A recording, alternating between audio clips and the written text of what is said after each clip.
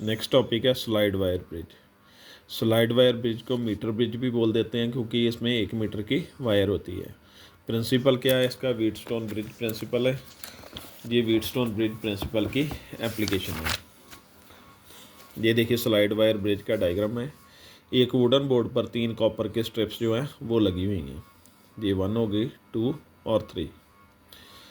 इन्होंने 2 gap provide किए। एक के क्रॉस हमने रेजिस्टेंस बॉक्स लगा दिया जिस रेजिस्टेंस की वैल्यू हमें पता है, और दूसरे गैप के क्रॉस अननोन रेजिस्टेंस लगा दी। एक वायर लगा दी जिसका रेजिस्टेंस हमें फाइंड करना है।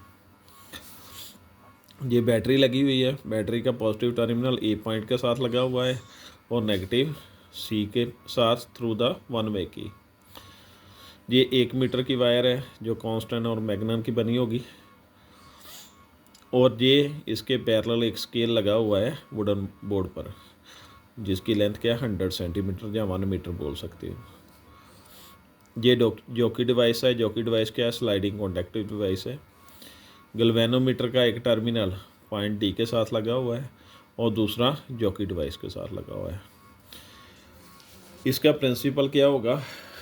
जो व्हीटस्टोन ब्रिज प्रिंसिपल है वही होगा। रेजिस्टेंस की रेशियो क्या हो जाएगी? Equal P upon Q equal to R upon S. ये रेजिस्टेंस लेट कर लिया पी और ये क्या है? क्यू है। अब ये अननोन रेजिस्टेंस हमने कैलकुलेट करना है, वो कैसे कैलकुलेट करेंगे?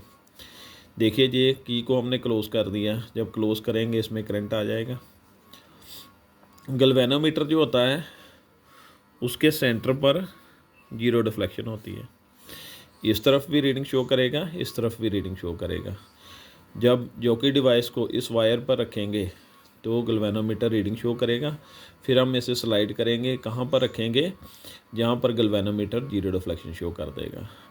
लेट कर लिया। जहाँ पर गैल्वेनोमीटर डिफ्लेक्शन ने गैल्वेनोमीटर की डिफ्लेक्शन क्या हो गई? 0 हो गई। ये हमने लेंथ लेट कर ली, यहाँ से जहाँ तक L लेट कर ली, और पीछे वाली कितनी होगी? 100 माइनस L। वो कैसे? जैसे इसे लेट कर लो, ये 35 होगी तो पीछे क्या आ जाएगा? 100 माइनस 35 आ जाएगा। जहाँ से जहाँ तक जो रेजिस्टेंस लेट कर लिया वो P लेट कर लिया, और यहाँ से जहाँ तक का रेजिस्टेंस क्या? Q लेट कर लिया। अब देखिए जो ब्रिज जो है बैलेंस हो गया हमारे पास। ये फार्मूला आ जाएगा P upon Q equal to R upon X आ जाएगा। उसके बाद क्या है? P जो है directly proportional to length. Resistance directly proportional to length होता है। ये P है, P directly proportional to L बोल दिया, और Q डायरेक्टली प्रोपोर्शनल टू क्या बोल दिया? 100 माइनस L। ये 100 माइनस L बन गया। P अपॉन Q 1 कांस्टेंट लगा लो, ऐसे आ जाएगी इसकी वैल्यू। व्हीटस्टोन ब्रिज जो बैलेंस हो गया, यही एप्लीकेशन है इसकी। जब गैल्वेनोमीटर डिफ्लेक्शन शो कर देगा तो रेजिस्टेंस की रेशियो क्या आ जाएगी? इक्वल आ जाएगी। P upon Q equal to R upon X आ जाएगा। ये आ गया। अब देखिए P अपॉन क्यू की वैल्यू ये है, ये पुट कर दी जहाँ पे, इसे इस तरफ लिख लिया। X की वैल्यू कैलकुलेट करनी थी, ये X की वैल्यू कैलकुलेट कर ली, क्रॉस मल्टीप्लाई कर दिया इसको इस तरफ। ये जो है L की वैल्यू वहाँ पर क्या होगी?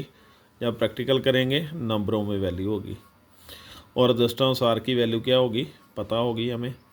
तो इस फार्मूले से हम अननोन रेजिस्टेंस जो है वो कैलकुलेट कर सकते हैं। ये था आज का टॉपिक। Thank you.